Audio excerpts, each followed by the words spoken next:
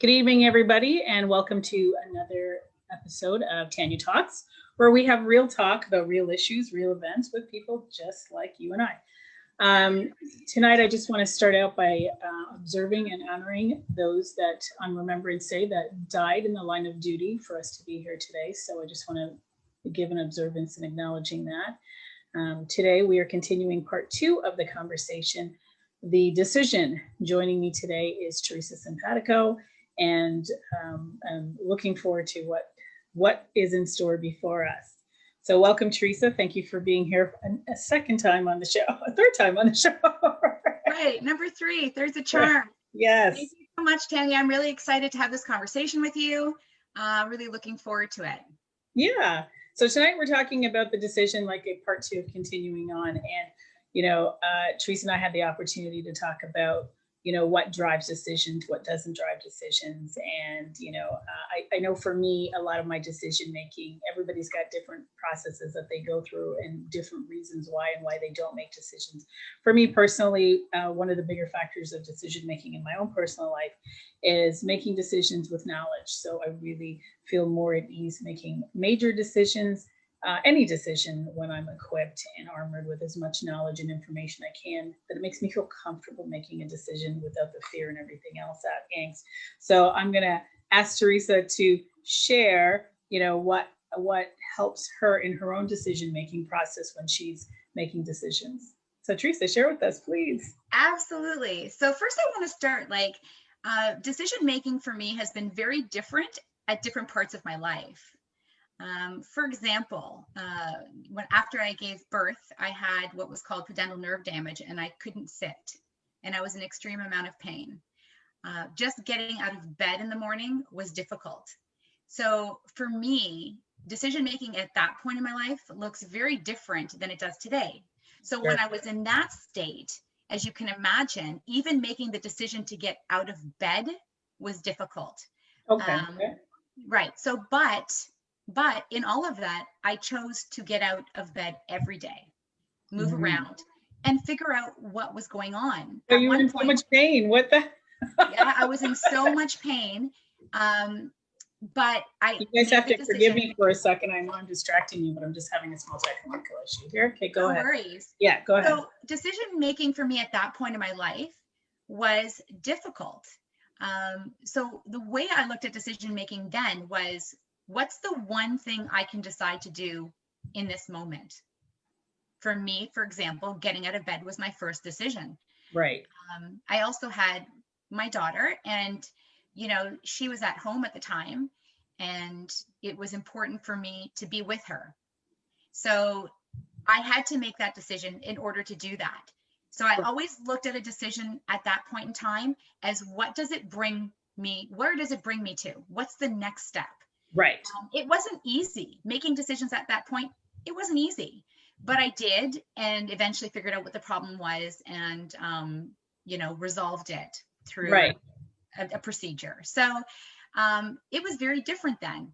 And then we can look at the time, when I decided to get a divorce. That's a big huge one, right? That's a massive decision. Right. I had been married for 13 years.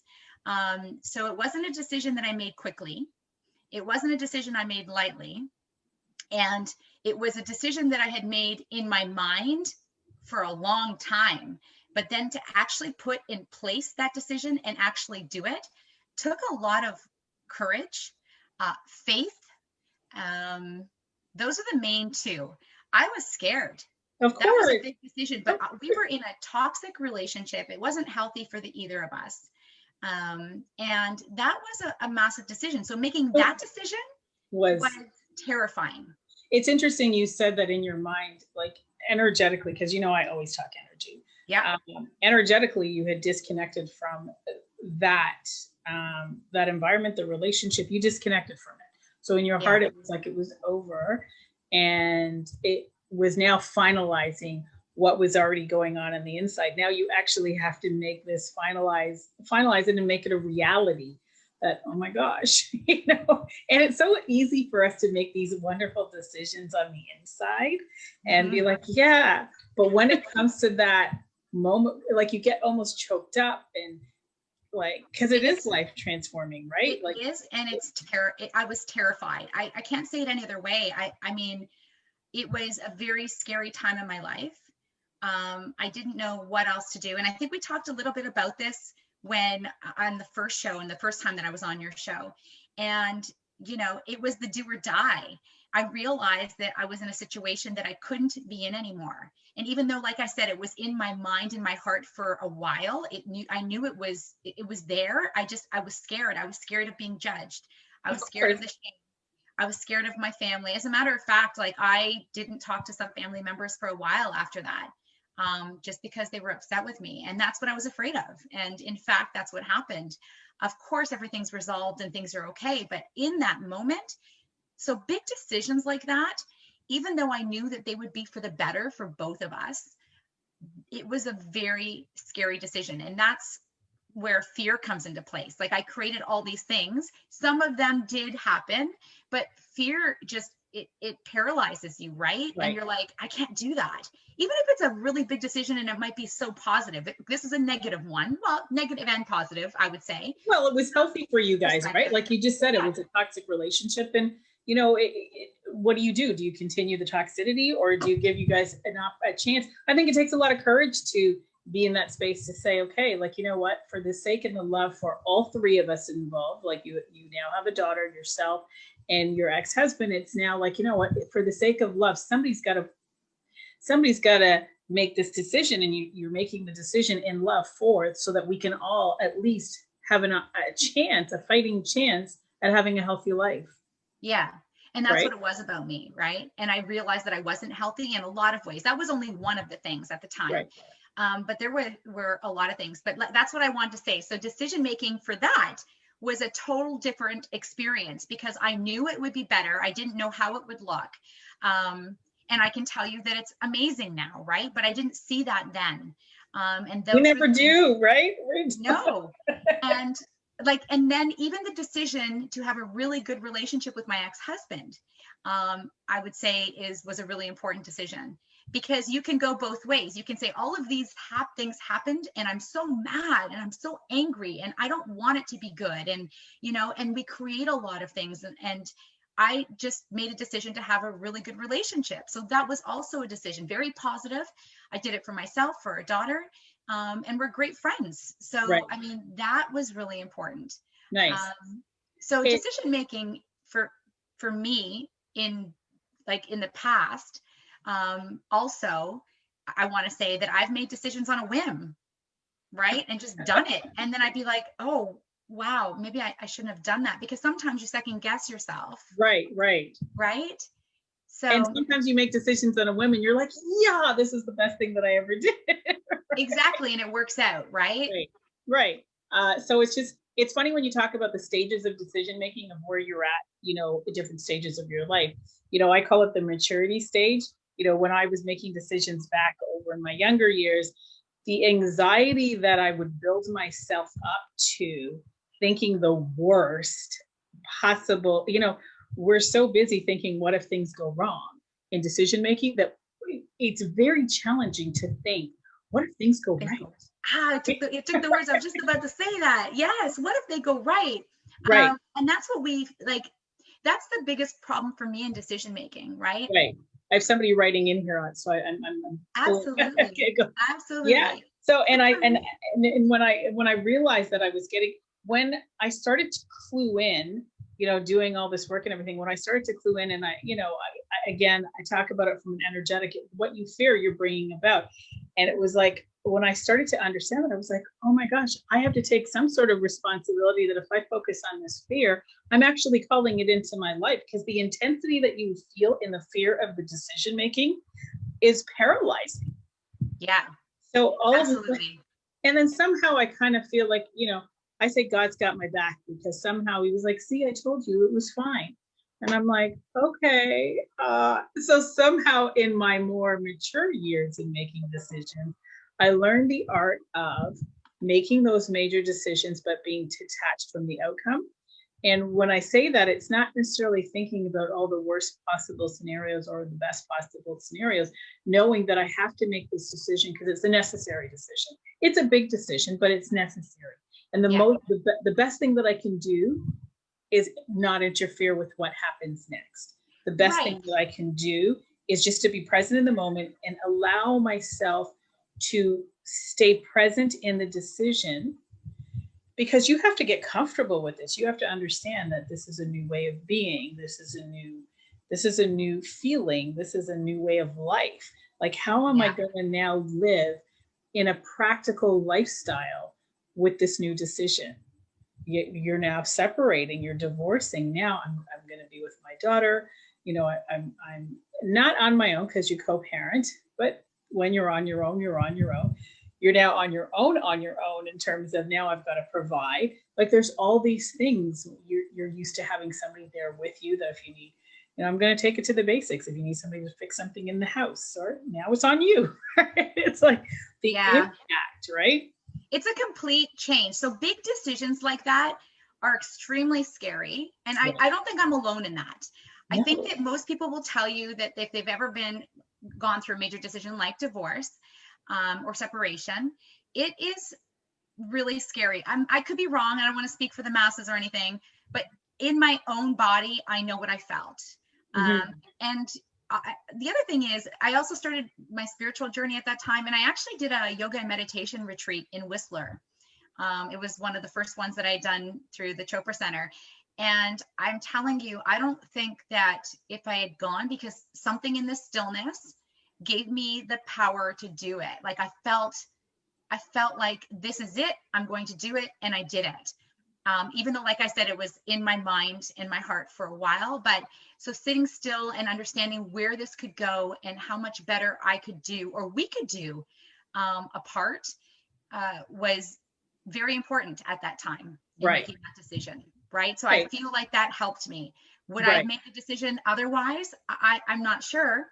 I want to say likely because it was there for so long, but I think that solidified it for me. And I think when you said it earlier on in the conversation was you had already detached yourself from it. So this is where I call, everything has to show up. And this is, to me, is manifestation. When you're attached to something, it doesn't, you're going to continue to produce that, but you had already detached to it. So if we imagine it being a plant, you weren't watering that plant anymore. So eventually the plant had to die.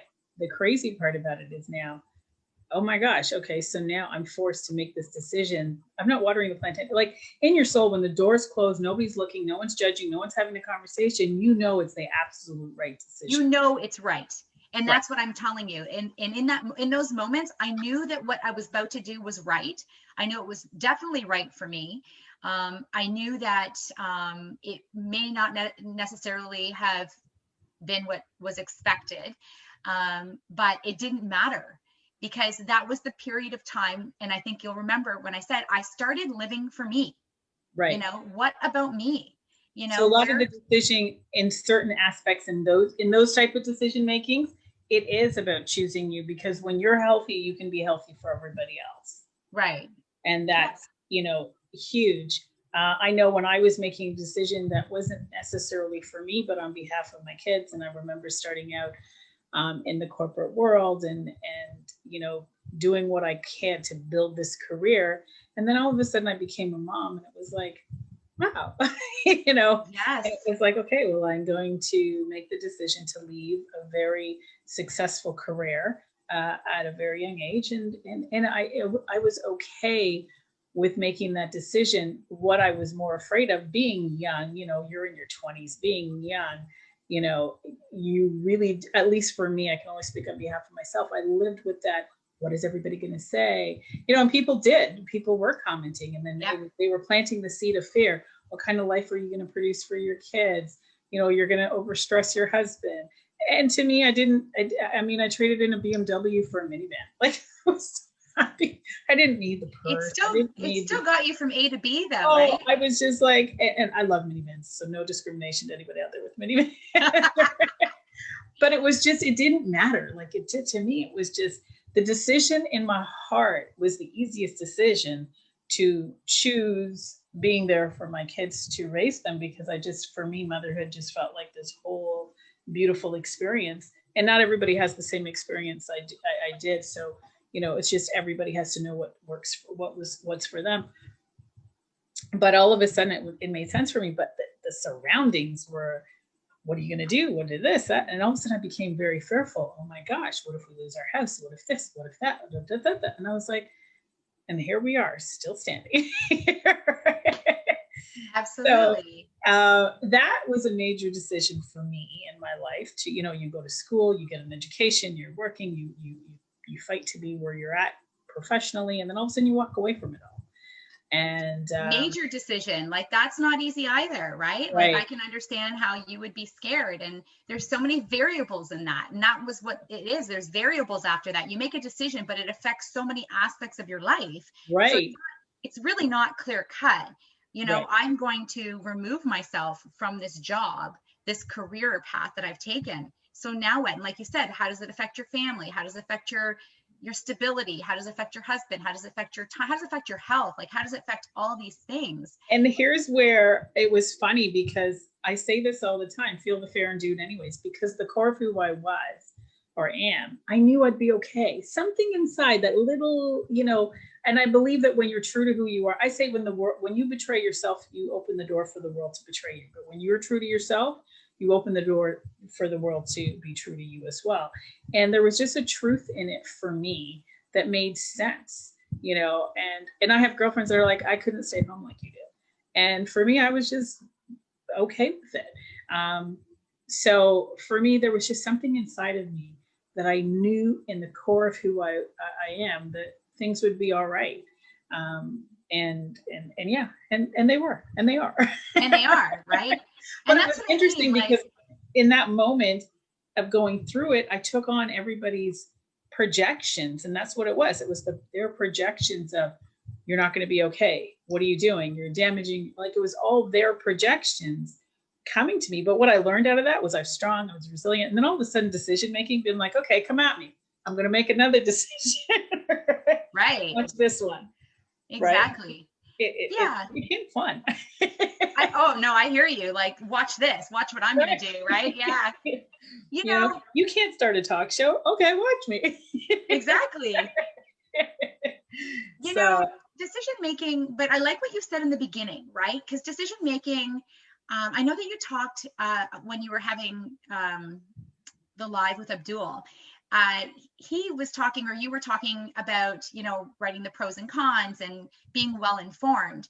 So don't get me wrong, like, forget the rash decisions or these major decisions. Well, some of them are major, but to equip yourself and understand where that decision may take you is important, right? So I do use that in decision making. Like in the last couple of years, I decided to quit my job and work for my partner.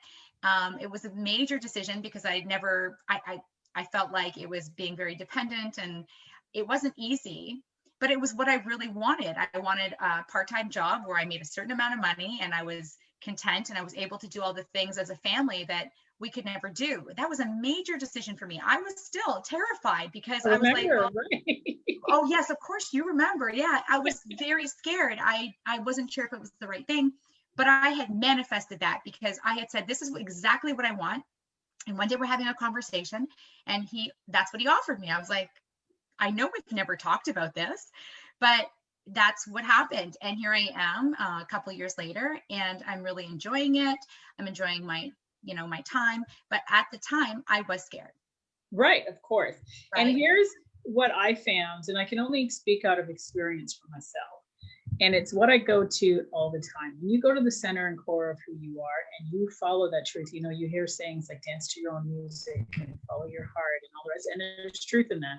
And when, you know, because I walked alongside you during that time in that process of your life, and it was like, okay, when you explained why you needed to make that decision, and you understood the purity of it in your soul, of how it would impact you in a healthy way and why it was important for you. Like, when you got to that point, this is the part of the manifestation that I say, it just kind of comes together. It just shows up. And I know that a lot of you out there listening can say, oh yeah, I've had those moments in my life where I just I understood why the decision had to be made. It may not have made sense to anybody. Yes, it was scary, but you knew that it had to be done, and you just had to trust that it would all work out. I always say, when you're true to who you are, it always works out better than you ever expected. And it did. Or ever imagined. And it did, right? And I'm very happy with that decision. We're making decisions all the time though. Like we get up in the morning, we decide what we're going to eat that morning or what we're going to do with, as soon as you walk out of bed. Like decisions are constant, right? And a lot of it is just based on what we do every day and just, it's habitual. So we just do the same thing. But there are decisions, we make decisions for our family, for our children, for ourselves, so sometimes we're just making them because we know they're going to be okay. Right. But decision making when you know that there's something that you have to face or, and for me, a lot of my decisions at that point in time, there were triggers for me, right? Because of the trauma that I'd faced and things I'd been through.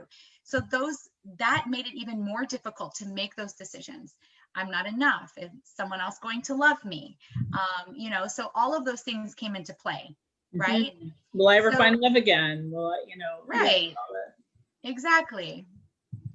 It's interesting when you're talking about those major decisions. What happens when we bring those moments in our life, and everybody's had this moment where they had to make a decision, and it should be really a joint decision, but there's conflict within the decision.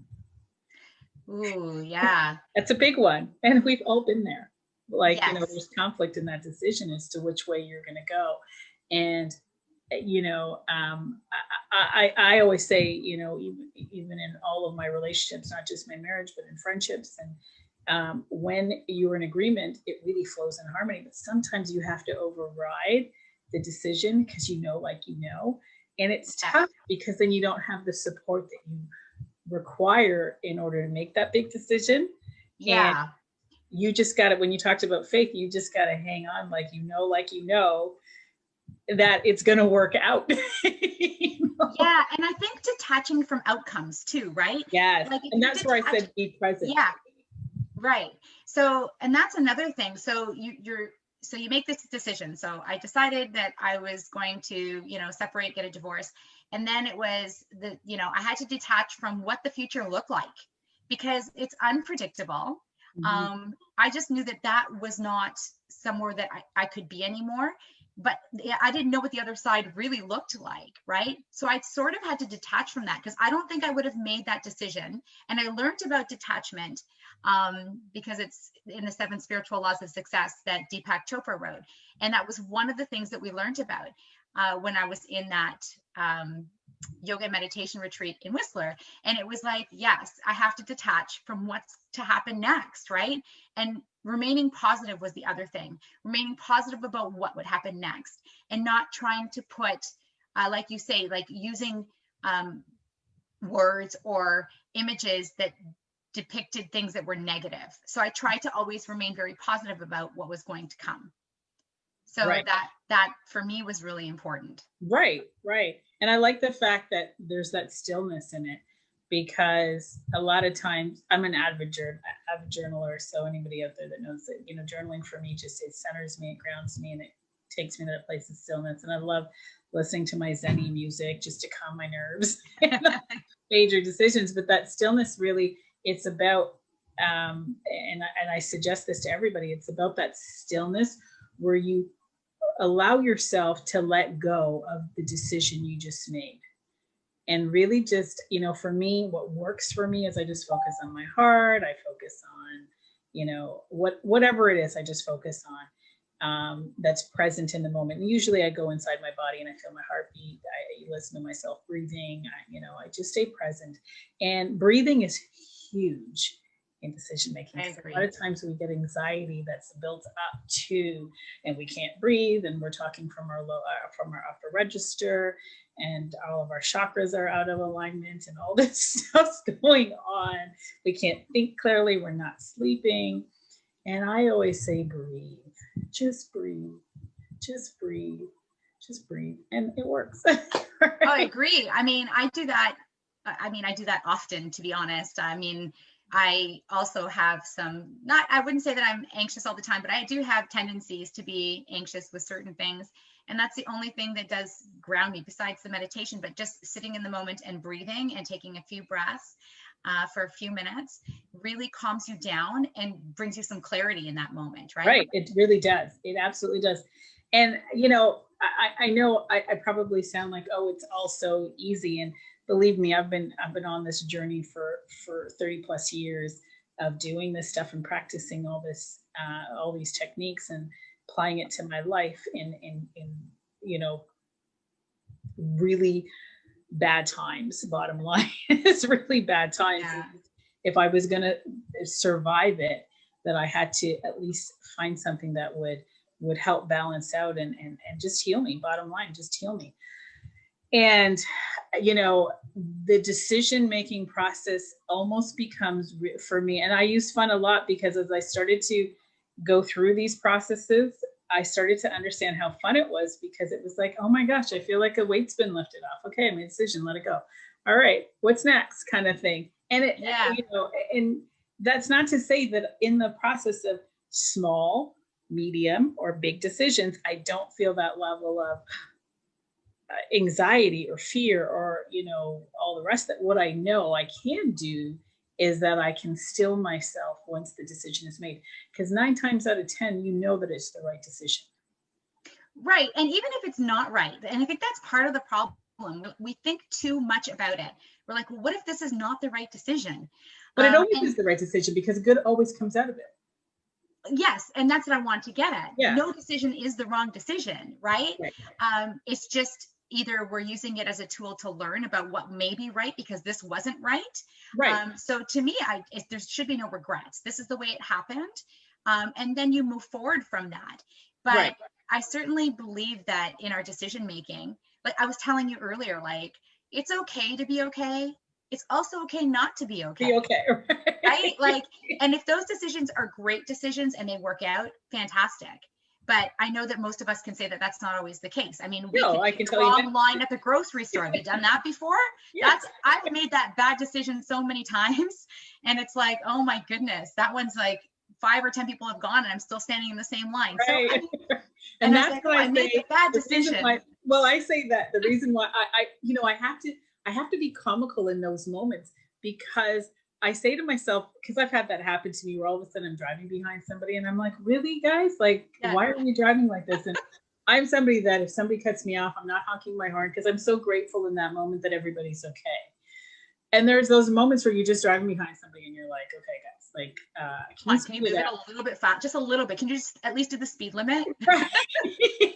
And I somehow realized in life, and I've adopted a mentality that God has my back. This universe has my back. So I now shift it. Well, the reason why I'm in this lineup, in the gas lineup, and I chose the longest lineup, is because the last 2 days I've been going, and I have lost my patience, over the last 2 days. And this is its way of calming me down and centering me. It's a great perspective. It's like, okay, it's happening not to me, but it's for me. It's for my good. The person's driving slow right now because I'm avoiding an accident if not. Right. So, so there's, it's all, and I can't say that I've always been in that space, because I'd be like, oh my gosh. And, of course I would choose the long lineup. Like, what are you talking about? Sorry, I couldn't go there. Keep going. Oh no, and then when I found a more loving way to approach it, all of a sudden life became so much more freeing. It didn't feel so heavy and so, why me? Like, this is happening to me, not for me, sort of thing. It became different. Yeah, and you find peace with it, right? Like, I know that when we're late, I've said to her, well, we're late for a reason. Maybe something happened, or there might be an accident, or I always think that there's a plan now. And I truly believe that. So I don't think that when things go wrong or decisions go wrong, I think that happens for a reason, right? Right. Like everything else in life. So I'm like you now. I have flipped the switch and said, hey, no, this is all for good reason. This happened for a good reason. I decided this. It may not have been the best decision, but this is what I learned. Or maybe I made this decision because the universe or God did have my back, and that was the right decision in the moment. And sometimes it is in the moment, because sometimes we'll look back and say, that was such a great decision at the time, or it wasn't. It would have been better at a different time. So it also is about timing, right? Not every decision. And maybe that was it for me as well when we were. Well, I was going to say, when you said about timing, I have made many decisions in my life that didn't turn out the way I wanted it to. And I look back and I was like, gosh, why did I make that decision?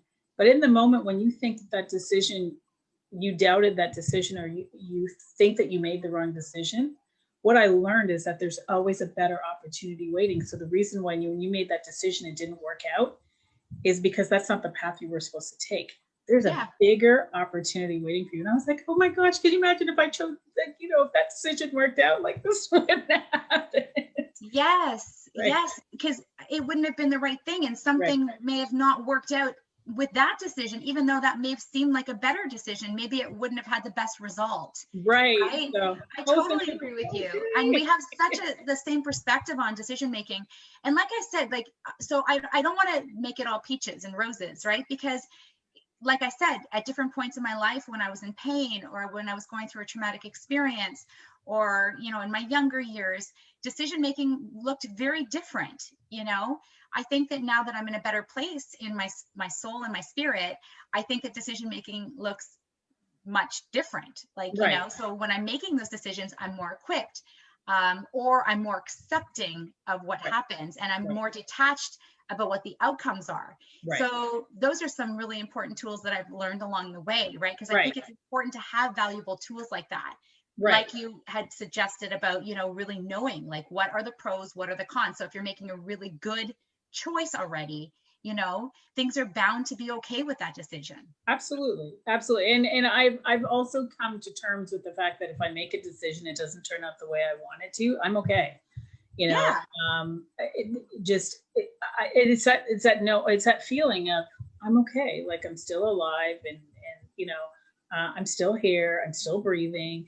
I just have to find out. First of all, I have to come to terms with that it didn't work out. So if I'm making it seem all peachy, certainly not. It's just I choose to respond differently. And here's why I choose to respond differently: because I spent so much of my life being in anxiety and worry and fear and all those unhealthy beliefs about, and thinking the worst. What if the worst is going to happen? I spent so long in that. And I hated it. Like, I hated the feeling of that every time. It paralyzes decision-making for the process, and it leaves you stuck. Like, there's no progression in that. And that didn't work for me. I'm like, I didn't want to look back on my life and think that a fear left me stuck. Yeah. And that is huge for a lot of people, because it did for a long time leave me stuck. I couldn't make a decision. I was the one making the decision to be on the fence. Because, and staying there, and staying there because you were paralyzed with the fear and didn't have the courage. And not just that, you were afraid of the judgment and the shame and all these things that, like, we had been taught for so long that were part of us, that had become part of us, right? And sort of removing that part in that aspect. I just wanted to say there was a couple of comments here.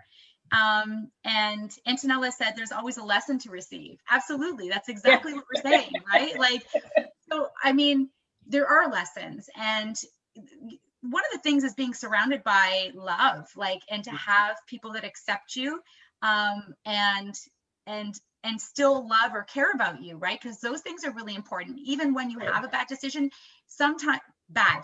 I mean, there's really no bad, like she said, there's always a lesson, but just to have some support, right? Of course.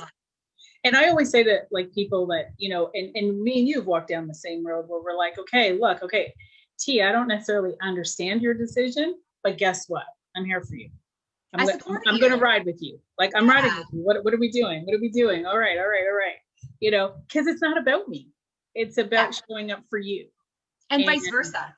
Right. It's like, what am I going to do to support you? It's your decision. I don't get it. I don't understand it, but it's not about me. Am I making such bad decisions? No, I'm kidding. you know, so like, no. So we have to get to a place. And again, that feeling was so intense. And after a while, in my own journey of learning about what it was doing to my body and how it was aging my body, and I thought, oh my gosh, I hated that feeling. I wanted to know what it felt like to feel good about a decision. I didn't know what Yeah. that felt like.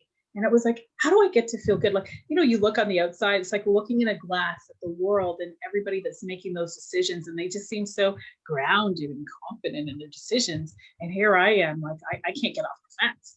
And I hated that feeling of Yeah. feeling like I was looking through the window of life. It's There's that Werther's debilitating almost. commercial, the Which, Werther's commercial with the little kid on the outside looking in the window. oh, yeah, yes, Yeah, yes. I felt like that, like I'm looking at, so I I want that, but I don't know how to get there. Right. I can't decide to do it. Right. I can't jump over the fence, right?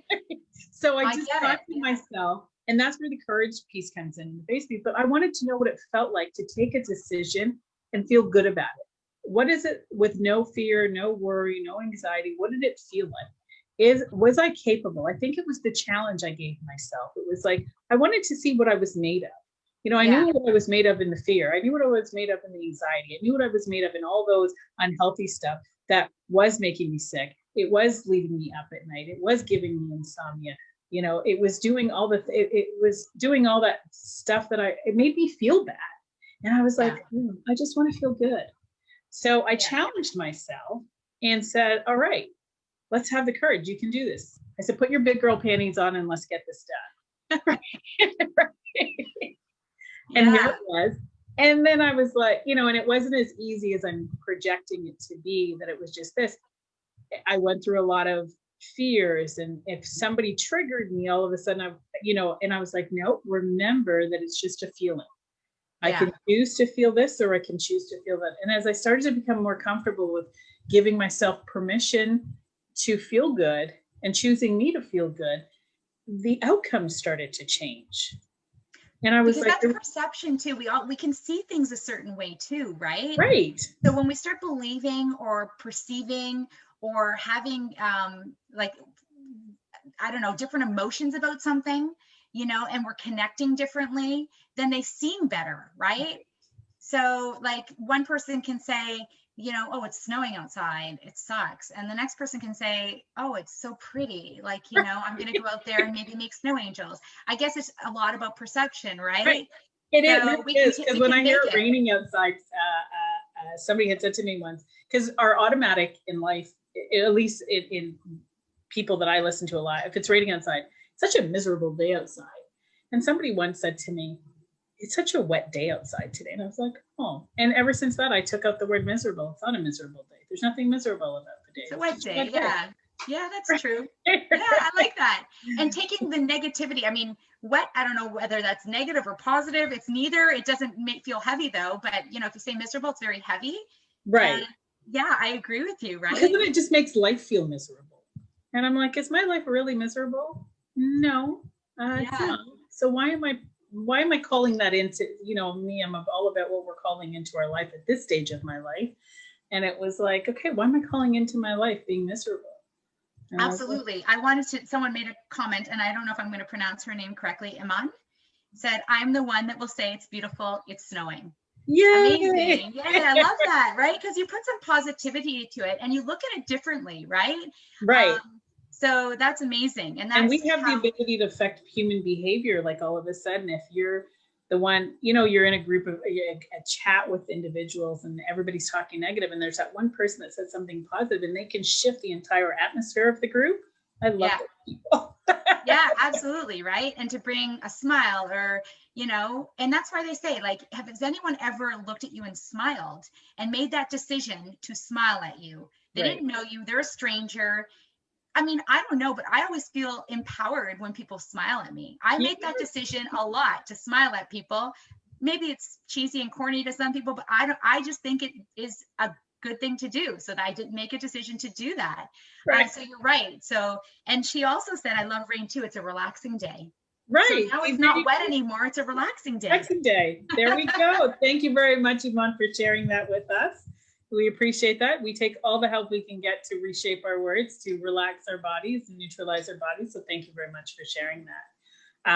It's interesting because now we have masks, so we don't have that ability. That is true. So guess what? I want everybody out there to take your mask and draw a smiley face on your mask and put it out. You know what? I can tell when someone's smiling at me. Yes. I can see their eyes. Right. They're smiling with their eyes. They're smiling. And I swear to you, I've seen it happen, and I've seen people smile, and I'm like, I can tell that they're smiling, and I smile back, hoping that they can see my eyes. Because really, I mean, our souls are through our eyes, right? We can see in there.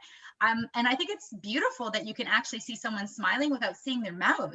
Yes. Anyways, just I wanted to share that because you're right. We can't see it, but I have noticed if someone is smiling, I can tell. I can still see it. So I want to smiling, everybody. Smiling with your eyes, but I want to see everybody's mask with smiley faces on it. Okay, how's that? You go out there, wherever you are, whatever country you're in, find a mask, draw it on, and put I'm smiling. So taking it back to the decision making process, it's every decision, there's decisions with eating too. The decision. That's a good one. It really is. I'm going to share a personal experience that happened to me that shaped the way that I approach eating. And it was for years, I made all the unhealthy choices in my decision-making process with eating. And I desired so much. If you saw the way my family ate, they ate so healthy. But for me, behind the scenes, not so much. Typical mom move, right? Yeah. And then one day, I had this conversation with my organs. And the conversation was, I pretended my organs were out of my body and having a conversation with me as a human being. And I was the abuser in the relationship. And I won't tell you the real profanities that went on with what my organs said to me, but they used some real good profanity, saying, for all these years, I've carried you and I've processed everything you fed me. I've done it and I'm tired. I just can't do it anymore. And then, I'm checking out, and I was like, wow, I'm the abuser in the relationship and it's towards me, my organs. And, do you think at 11 o'clock at night, I like when you throw potato chips in your mouth? I'm sleeping. I was like, but it was the most crazy conversation I was having with, I'm like, where's this coming from? Yeah. And I'm going to tell you that it shaped the way that I make my decisions to this day with how I eat. It's like, okay, I love you. I love my kidneys. I love my liver. I love my lungs. I love my blood. I'm like, did I drink water? Am I regulating it? Am I regulating my kidneys with my water? All of a sudden, if I eat that, are you going to need to use more energy to break it down? Is you going to consume less energy? Because when you're consuming more, I'm going to be more tired. And all of a sudden, it shaped to this very day. I'm very conscious about how I make my decisions with eating. I'm not just based. Yeah, I'm really curious what those organs said to you.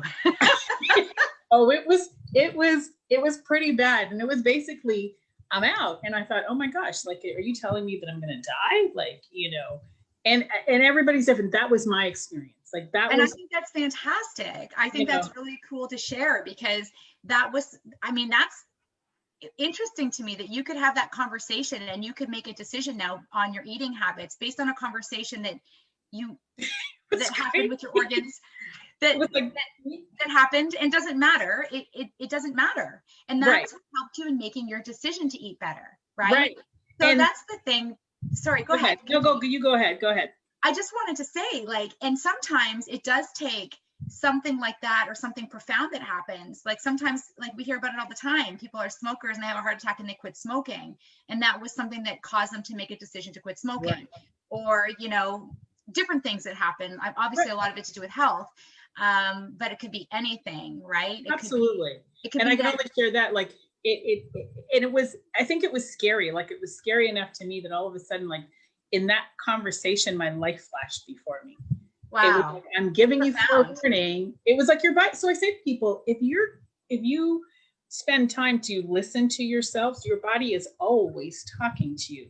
Your body is intelligent and it can predict what's going to happen 5 minutes from now.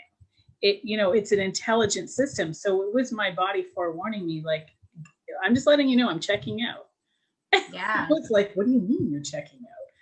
But Yeah. that's, you know what, that's what I was saying to you that happened to me around, you know, in my late 30s, that my body did the same thing to me. And it Right. was not happy. And I knew that it was related to everything in my environment, everything that I'd been through in my life. I knew Right. what the relationship was with my body. Mm-hmm.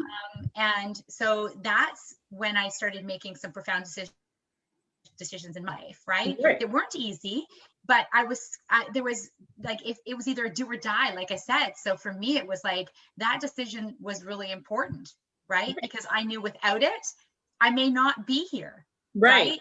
Right. So, and that's, I love that, because these are the decisions I'm talking about. Like, there's these really major decisions or small decisions, and you're right, there's small, medium, and large, but sometimes there's triggers that cause us to make the decisions. Sometimes it's a want or a desire, and there's no wrong reason, right? It's just that we're constantly making decisions. Sometimes it's just about, you know, what are we going to have for dinner? Like, you know, that's a decision, and consciously choosing to be healthy, like you said, because of, you know, what your interpretation or what happened that one time, right? Right. Yes. One day when I'm brave enough to share the real profanities that my organ said to me, I will, to all of you out there that will really want to know what my organ said to me. But in a nutshell, it just said that, you know what, I'm checking out. And I was like, okay, because she ate the potato chips. So, but it was crazy because I say to people all the time, we eat late at night. And would you wake a baby up that's sleeping up at, 12 o'clock at night and say, hey, like a 2-year-old that's sleeping, would you wake them up and say, hey, let's have some popcorn? No, you would let your organs are saying the same thing. So it was just very interesting to. Definitely. Yeah. So I wanted to say something. I want to talk a little bit, not a lot, about decision making with our kids, right? Because I mean, I know that they become these young little adults and they make decisions, and I'm seeing a lot of that. I really want to talk a little bit about that, because I'm seeing it with my own children and them making their own decisions, right? Right. And what advice, I'm curious to see what advice, I know what advice I give to her and I have 2 stepsons as well. So, you know, it depends on the situation, of course, but I mean, I always lead with kindness and love in most of the things that they do. I just feel like that's really important, and acceptance, right? Right. So if there's somebody being mean to them at school, for example, my go-to is, you don't know what's going on in their life. You don't know if something bad is happening at home. I really feel like it's important to lead with love. Right. And I'm not saying that they have to tolerate it, but what I'm asking is, don't be mean back, right? Don't do what they've just done, because you don't know what they're going through, right? I don't know if those are lessons that are good enough at the age that they're at, or if they understand that. Because I certainly didn't, but I also didn't have a mother to guide me. I didn't have anybody really. You're doing, and you did back then, and you're still doing a fabulous job. Oh, thank you. So what I'm curious to see, so when our children are making decisions, and I know yours are a little bit older. Yeah. And so you've been where I'm at. What would you say, about... I think my household was set up a little differently. Like I always believe that the house that you live in, your kids, this is what the world looks like to your kids when they started at home. So how they experience their world here is usually how it translates out there. I don't know where I came up with this. I love that. Yeah, So I wanted them to understand that decision making, which was all about decisions, there's a cause and effect. So you can make a decision that has a good effect, and like everything it's a cause and effect. So I gave them the freedom at home to make decisions. So if I said, by the time they turned 8 and my kids are back to back, when they turned 8 and 9, I remember saying to them, your only job is to clean your room and clean the bathroom. And that has to be done on a Saturday morning, and nothing else can be done outside. If it's not done during those times, then guess what? You won't be able to do X, Y, Z. So in the beginning, my kids didn't believe me. So they wanted to go on a play date.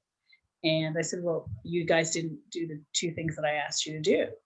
And they said, yeah, and I said, well, there's a consequence to that. And guess what? You're not going. And they were like, but everybody's going to be there. And I said, well, then you should have thought of that. And that's what life looks like. So I wanted them to understand, if you wanted to make that happen, well, there was something that you needed to do to make that happen. That was a decision. And that was the effect. And I stood to it. And a lot of things that I did, I made the decision to do, was mean what I say. So that made my kids in the later years that I'm watching them make decisions become more aware of how they respond to life, like what their decisions are and how they move about. It made them, and it still has made them more aware. And my kids are older teenagers, and I say to them, when you feel that my parenting job is done and you can't take instructions in my house, you're welcome to go. Yeah. Because then my job is done. I just wanted to say, Antonella says 2 wrongs never make it right. And I totally agree. And that's a really great lesson. And that was one of the smaller lessons. I think that's a really great lesson that you've come up with, right? That cause and effect. We do that here as well, right? So if you want to game and your homework doesn't get done, or you don't study for the test, you will fail. And that's your choice. Like, so we do give them options, but still try to guide them as best as possible, right? So I didn't want to get too much into that, but well, I always thought that I wanted my home to be a safe place for them to experiment with life. Yeah. So I was not like, I didn't yell. It was just, I was very even tone. Like, this is just what it is. It's a cause and effect, and it's not right or wrong. This is your learning, and I want you to know. And I wanted it to be a loving environment for them to learn. So, all right, guys, I just want you to see, what did you take away from this? Okay, now you understand that if you wanted to go on the play date and it meant that much to you, then you had a responsibility. What was asked? And I'm going to tell you, they always made sure their bathroom and the room were clean. Absolutely. It never happened again, right? Oh, but it was never, there was no reason to yell. There was no reason to get animated with them with it. It was just, I actually enjoyed giving them the space to explore life at home. You know, I wanted them to make decisions that they would fail with, because there's a learning in that. And I wanted them to know that they can make mistakes in life and still be loved unconditionally. That was important for me. For me personally, it was important for me to know that just get back up. There's a bounce back, sweetie. Come on, let's go. All right, I got you. You know, I wanted them to know that no matter what decision you make, if I'm a representation of what God is in their life at this age, I wanted them to know that this world's got your back. Yeah, and I have your back. Right. As long as I'm alive, I got your back, kiddos. Right? Yeah. Right? Put up those dukes, right? Yes. Yeah, absolutely. So, okay. Yeah, I just wanted to touch on that. Everybody, right? It's going to work differently, but that, I feel, is giving them a chance to accept their decisions when they don't go, and not have to beat themselves up for those decisions. Because I know I beat myself so much up when I was younger for the decisions that I made that didn't work out the way I wanted them to, where there's always that person that comes back to you and say, I told you so. And I'm like, I already feel bad as it is. I don't need you to help me. Like, And that's what we were talking about before. I know I sidetracked the conversation to our kids a bit. I just wanted to give people a perspective of what we do a little bit in our homes. And there's way more to that, right? But it's an important decision making. We're helping our children make decisions, right? So not are we only making decisions for ourselves, we also make decisions for them at times, or help them make decisions. But yeah, so I mean, decision making is not simple, right? For sure. And we've touched on that. I just wanted to say, you touched on some tools earlier, like I really want to hear your perspective on that, like pros and cons. And you were like, we've talked about that quite a bit. Anything else that you use in your decision making? What do I use in my decision making? My decision making, I'm a bigger decision maker. So I'm not a small decision maker. Because I'm a big picture thinker. I'm a big decision maker in terms of, I don't know, that's where I feel most at home. Whereas a lot of people around me, they find it overwhelming that I make these big decisions. They're like, I couldn't make those decisions.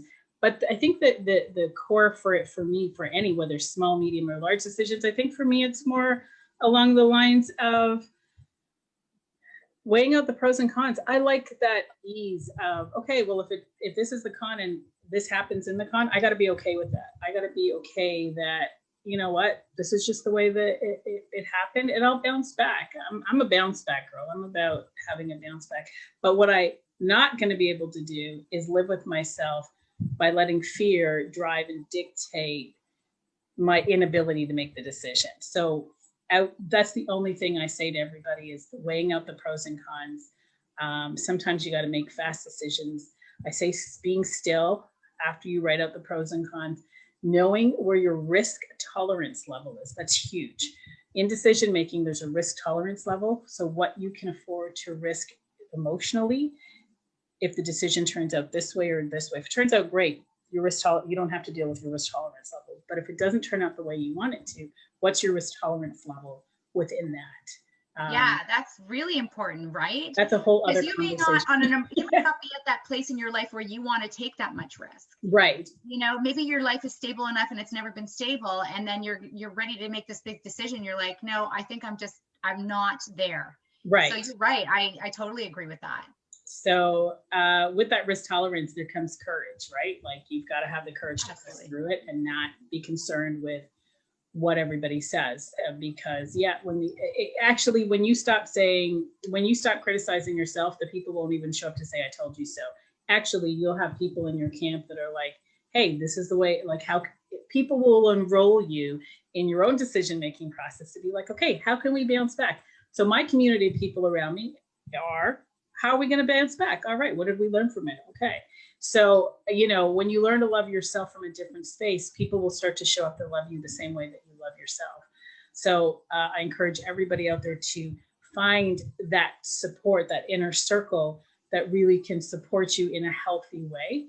And you deserve it. Everybody out there deserves to have that circle that can support them in a healthy way and help them bounce back and develop those risks, like the stronger muscles for a higher risk tolerance, because the higher the risk, the greater the gain. I'll tell you. The reward, right? Well, I always tell Mila, on the other side of fear are amazing things. Right. Right. And you'll never be able to see that. And I know it's hard, but until you try to remove the fear, because fear is just creation. Right. It's not real. It's one of those emotions that actually isn't real. It's just we create it. The fear is created. Right. So I've explained that to her. And I always say, on the other side, baby, it's amazing on the other side. And I know because I've had to make some of those really crazy decisions, right? Right. And I know where I'm at, but yeah, so I love that. On the other side, that fear can't hold us back anymore, right? And that's what I really want the takeaway to be as well for people is, decisions are hard, and there's no sugarcoating it, but I've made some pretty doozy decisions in my life, and I'm still standing, I'm doing great. And, has it always been that way? No. Have I made bad decisions? Bad decisions. I've made decisions that I've learned from, and I keep growing as a person, right? Right. So, well, Theresa, we got to conclude, and we could be here for hours. You know that, as usual. I love to talk, right? It could be for hours talking about many different topics. Thank you for joining us this evening on part 2 of the decision-making process. Thank you all for tuning in as well. Join us on Friday. We will have Brenda Van Rossum joining us Friday morning at 9:30 live here on Facebook, where she will be talking about taking back her innocence. Please follow us on Instagram, follow us on Facebook. I'm at Tanya Talks 4 and Tanya Talks. And also, if you are having a challenge making any decisions in your life and you would like help and support to get there, visit TanyaRicketts.com and find out how you can get that support and help moving you in that direction of developing those muscles to make those decisions. All right, guys, have a good evening. Take care and good night. Good night. Good night, Theresa.